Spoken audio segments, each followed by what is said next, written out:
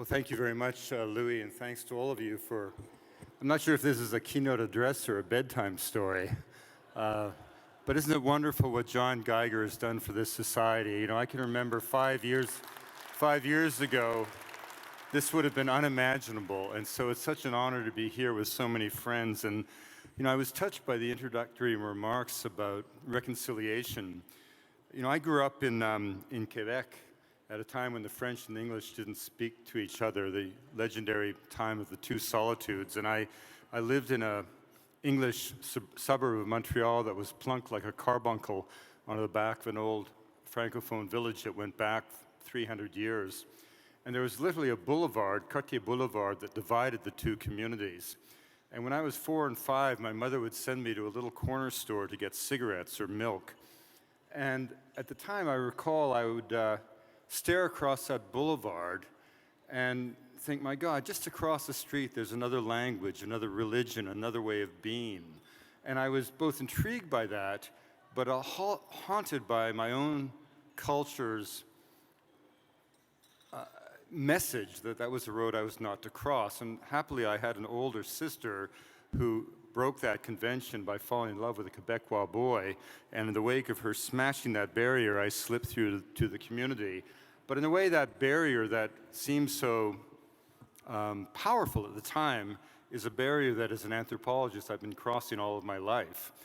And when John asked me to speak tonight, I thought it might be useful to sort of expand the conversation beyond the borders of our beloved Canada to realize that as Canadians, we have both the opportunity and the obligation to carry our values and our sensibilities to the world at large. And the very things that make us Canadian can also make us great interpreters of culture around the world. And certainly for me, one of the great pleasures of travel has always been the opportunity to live amongst those who have not forgotten the old ways, who still feel the past in the wind, touch it in stones polished by rain, taste it in the bitter leaves of plants.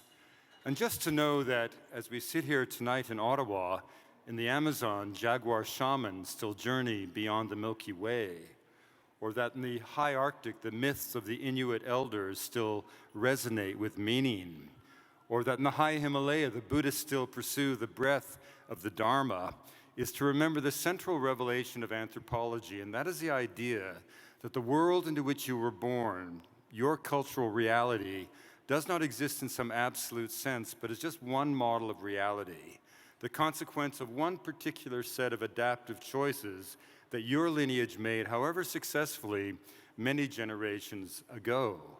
But whether it is a voodoo acolyte in Haiti, a yak herder on the slopes of Chomolungma, an eagle hunter of central Kazakhstan, a pastoral nomad of East Africa, or indeed a thunderhoof shaman of Mongolia, all of these peoples teach us that there are other ways of being, other ways of thinking, other ways of orienting yourself in social, spiritual, and ecological space. And that's an idea that, if you think about it, can only fill you with hope. Now, together, the myriad of peoples of the world make up a kind of social web of life that envelops the planet and is as important to the well-being of the planet as is the biological web of life that you know so well as a biosphere. Well, in an early book, I coined the term ethnosphere to kind of create an organizing principle for this web of life, and I define the ethnosphere as being the sum total of all ideas and intuitions, myths and memories, hopes and prayers brought into being by the human imagination since the dawn of consciousness. The ethnosphere is humanity's great legacy. It's a symbol of all that we've achieved and the promise of all that we can achieve as a wildly creative species. And just as the biosphere is being severely impacted around the world with the loss of plant and animal life, so too is the ethnosphere, but if anything, at a far greater rate. No biologist, for example, would dare suggest that 50% of all plants and animals are moribund, and yet that, the most apocalyptic scenario in the realm of biological diversity, scarcely approaches what we know to be the most optimistic scenario in the realm of cultural diversity. And the great indicator of that, of course, is language loss. When each of you were born, there were 7,000 languages spoken on Earth. Now, a language isn't just a body of vocabulary or set of grammatical structures, a language is a flash of the human spirit. It's a vehicle through which the soul of each particular culture comes into the material world. Every language is an old-growth forest of the mind, a watershed of thought, an ecosystem of social and spiritual possibilities. And of those 7,000 languages spoken the day that you were born, today by absolute academic consensus amongst linguists, fully half aren't being whispered into the ears of infants. They're on the road to extinction, which means that we're living through a time where, by any definition, half of humanity's social, cultural, spiritual, and ecological knowledge is at risk. And this doesn't have to happen. And the reason it's so poignant is that it's occurring in the very generation in which science, through the wonder of genetics, has finally proven it to be true, something that philosophers have always hoped to be true, and that is the fact that we're all brothers and sisters. And I don't mean that in the spirit of hippie ethnography. I mean, quite literally, over my lifetime, geneticists have shown without doubt that the genetic endowment of humanity is a continuum. Race is an utter fiction. We are all cut from the same genetic cloth. We are all descendants of the same handful of people who walked out of Africa some 65,000 years ago and then embarked on the most extraordinary hijra, a diaspora 2,500 years of generations in duration, 40,000 years that carried the human spirit to every corner of the habitable world. But here's the important revelation.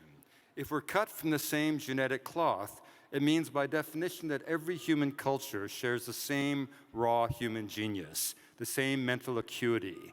And whether that genius is invested in technological achievement and wizardry, which has been the great achievement of the West, or placed by contrast into the complex task of unraveling the mystic threads of memory inherent in a myth, is simply a matter of choice and cultural orientation. There is no hierarchy in the affairs of culture. That old 19th century idea that we somehow went from the savage to the barbarian to the civilized of the Strand of London has been absolutely exposed by modern academic research to be an artifact of the 19th century, as meaningless and pointless to our lives today as the notion that clergymen had in that era that the earth was but 6,000 years old. In the stunning affirmation of the human spirit, genetics has come together to prove the truth of Franz Boas's great revelation, which was cultural relativism. And what this means, of course, is that the other peoples of the world aren't failed attempts at being you.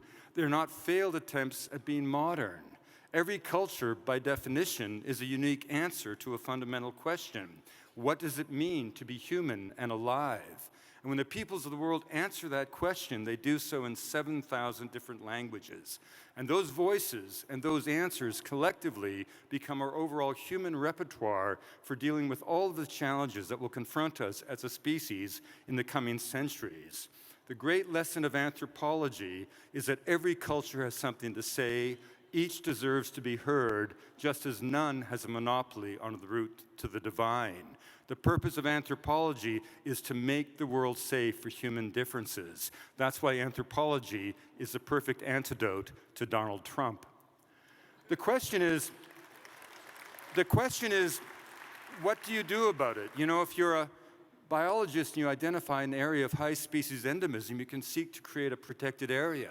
But you can't make a rainforest park of the mind. You can't freeze people like some kind of zoological specimen. Change is the one constant of human affairs.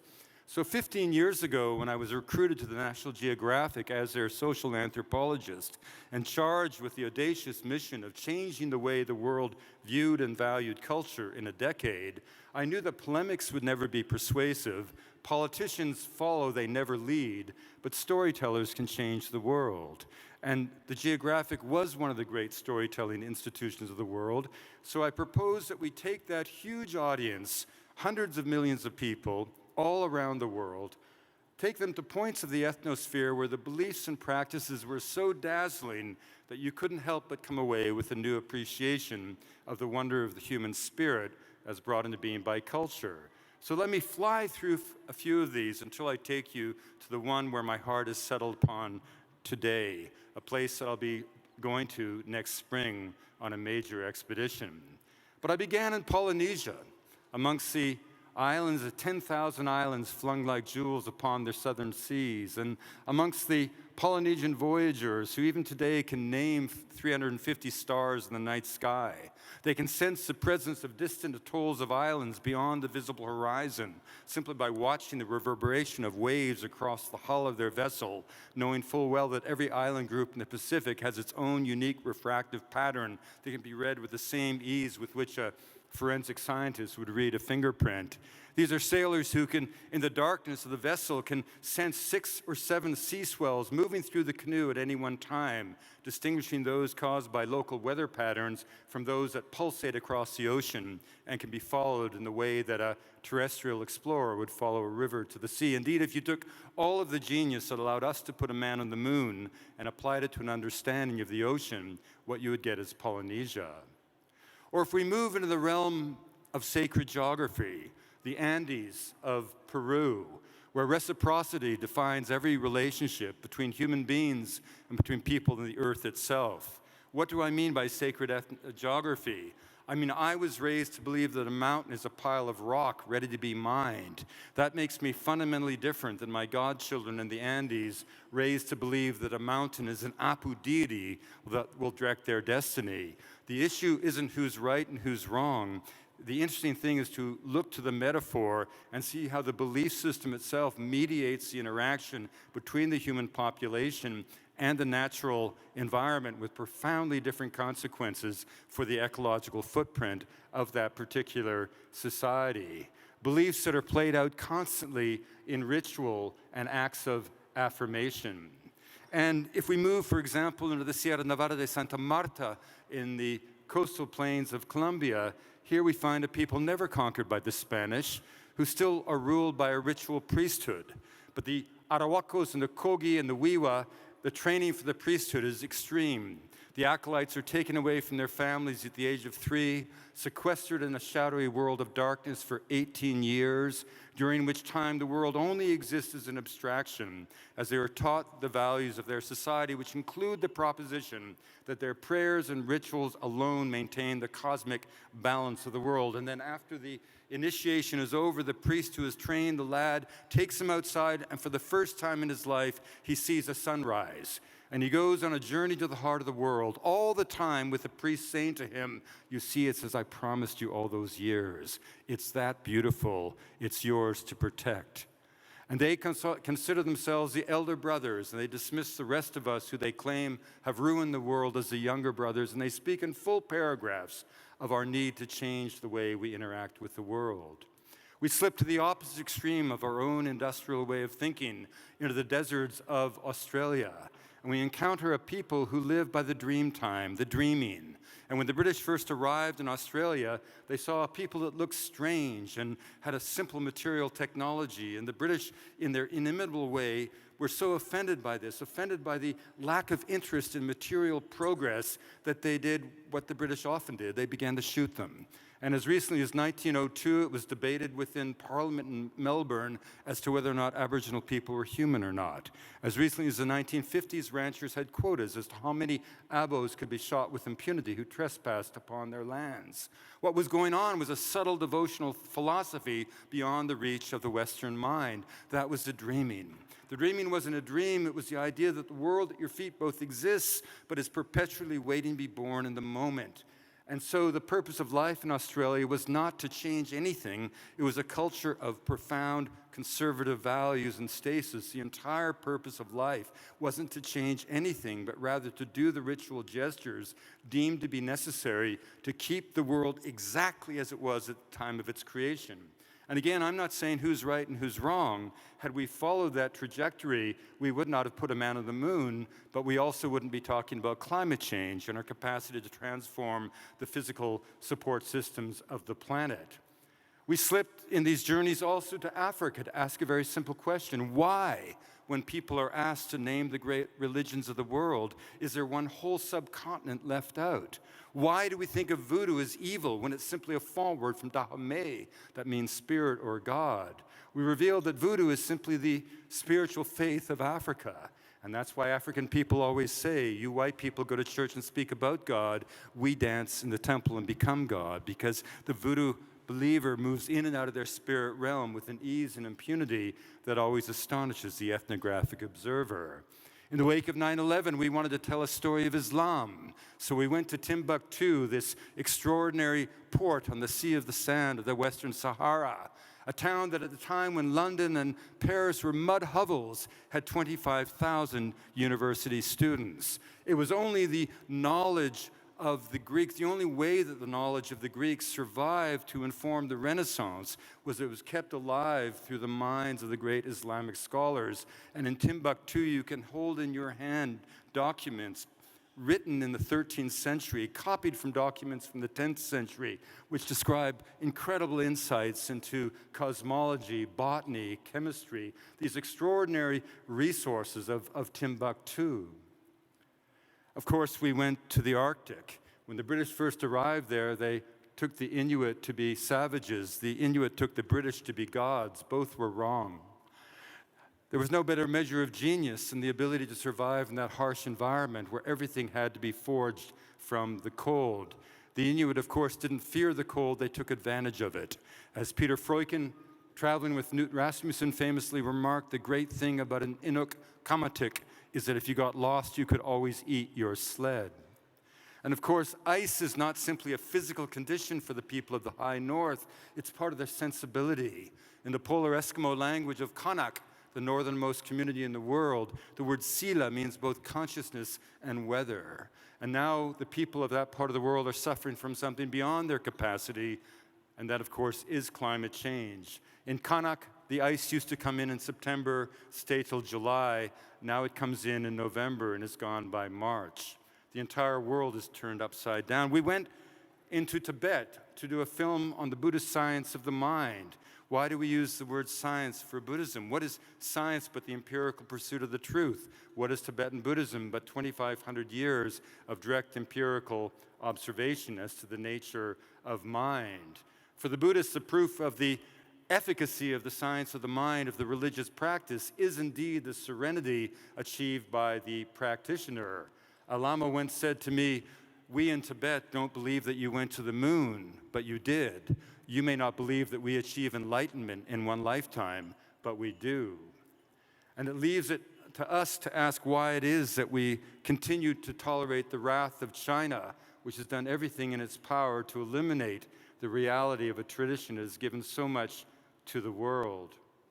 But I really want to take you now into the Amazon, the place where I've spent so much time, and into the homeland of the people of the Anaconda, the Barasana, the Makuna, the Tanimukos. These are people who live so closely to the forest that cognitively they do not distinguish the color blue from the color green because the canopy of the forest is equated to the canopy of the heavens.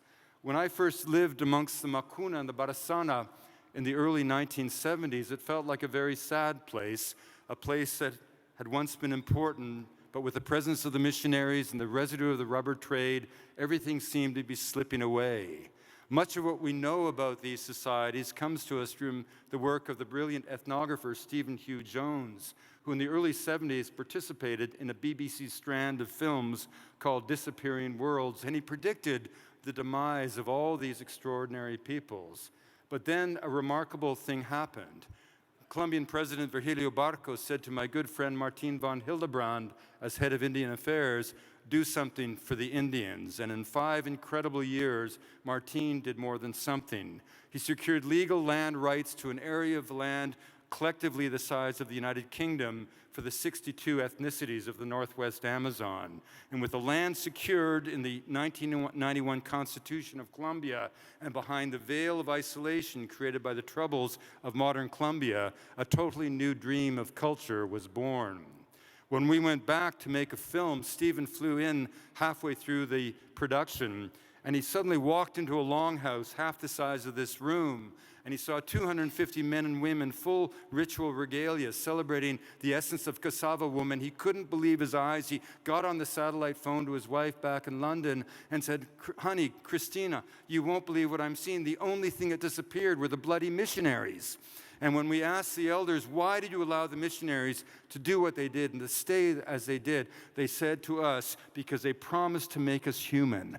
And that is the essence of colonization, to persuade the colonized of your own inherent inferiority, of their own inherent inferiority. This is what Justice Sinclair meant when he said there are only three questions in life: who am I, where do I come from, and where am I going? And when that colonial moment happened, essentially those in power, those responsible for the arrival of diseases that did not decimate the people, because decimate in Latin means to kill 1 in 10. It was 90% of Indian people from Tierra del Fuego to the high Arctic that were swept away by smallpox.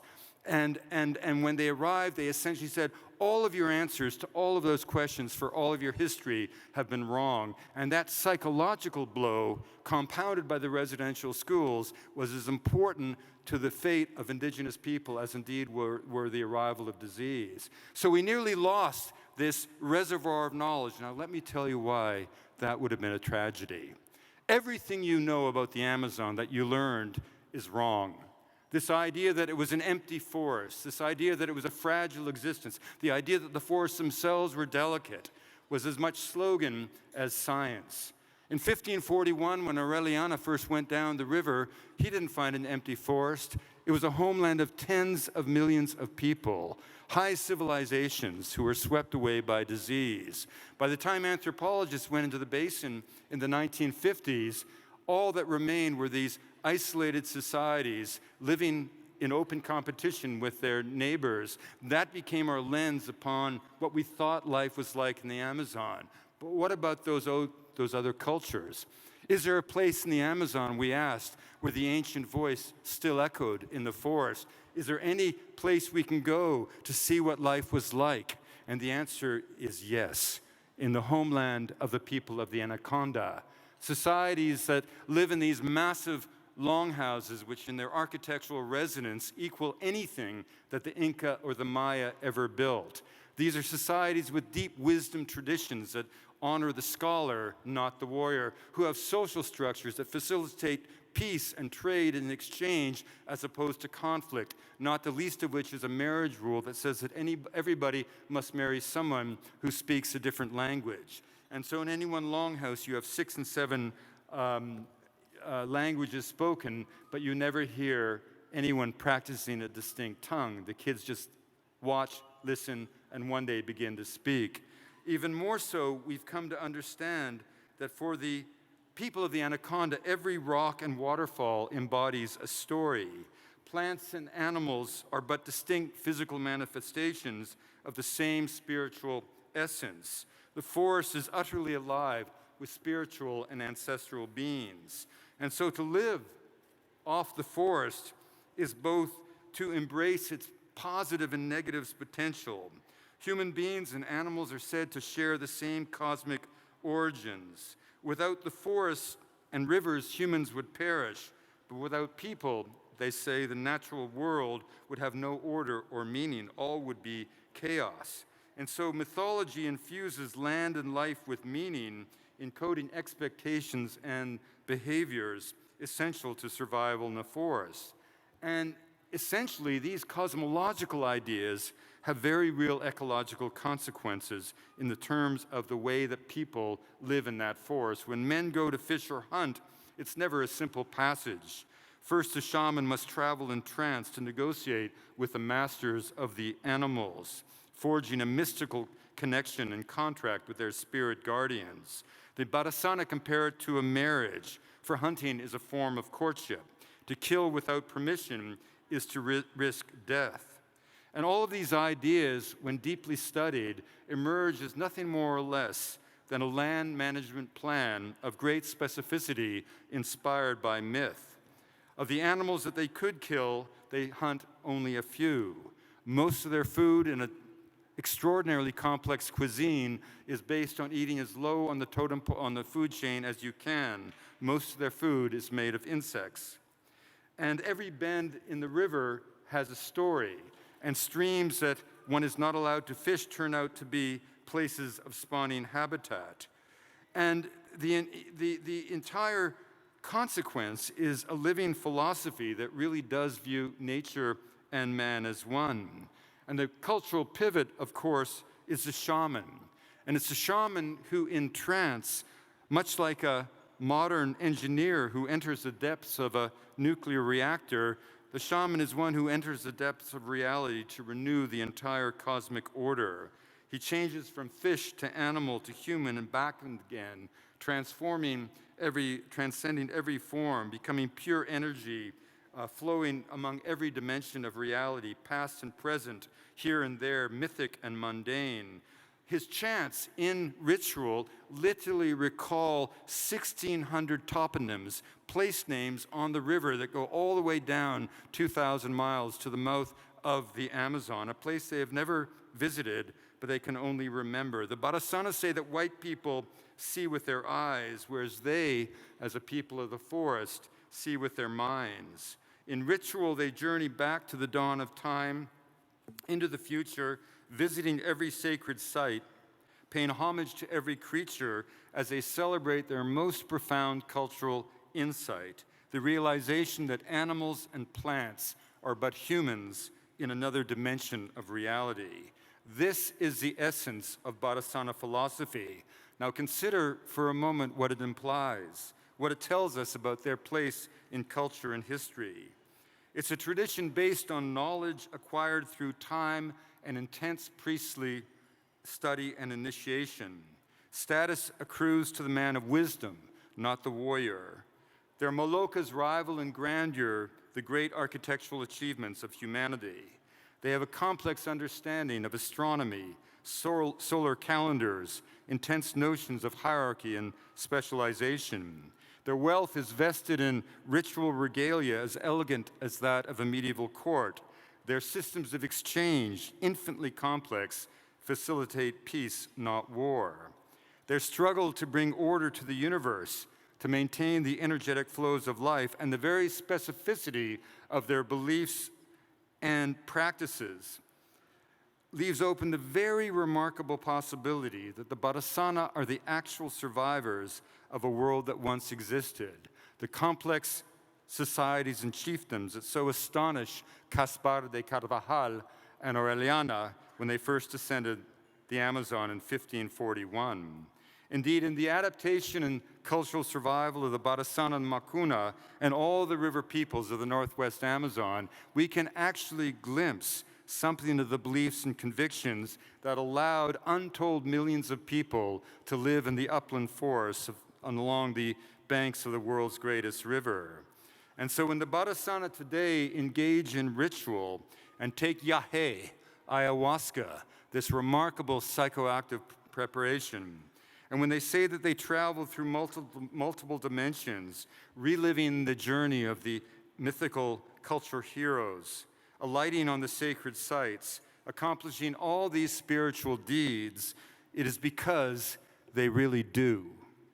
And when we say that the Badasana and their neighbors both echo the ancient pre-Columbian past and point a way forward, embodying a model for how human societies can live and thrive in the Amazon basin without laying waste to the forest, it's because they really can.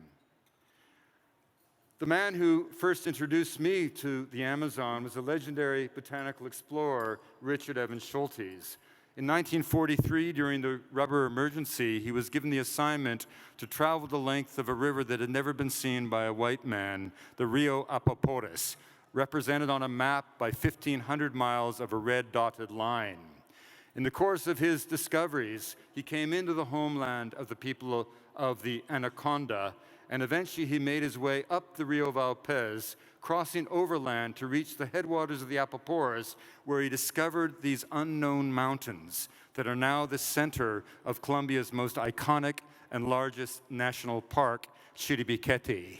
He climbed onto this ridge, and he said that as he moved through the forest, he had to cover his eyes to avoid seeing species of plant and animal unknown to science that he was not able to collect because of logistical challenges of his expedition. He said that these mountains seemed to have been made in God's first workshop, and from these first experiments, as Schultes wrote, he went out to build a world. Well, in the spring, as part of a project called Colombia Bio, we're returning with a massive expedition to Chiribiquete, and we're going to travel the entire length of the Apaporis, in part in memory of this extraordinary individual. And we're doing it for several reasons. Obviously for science, but also to send a message that Colombia is not a country of drugs and violence. It is a place of the most extraordinary geographical, ecological, and biological diversity on the planet. In doing so, we want to send a message that Colombia is not a place of cartels, it is a place of cariño y colores. It is not a place of violence, it is a place of extraordinary beauty.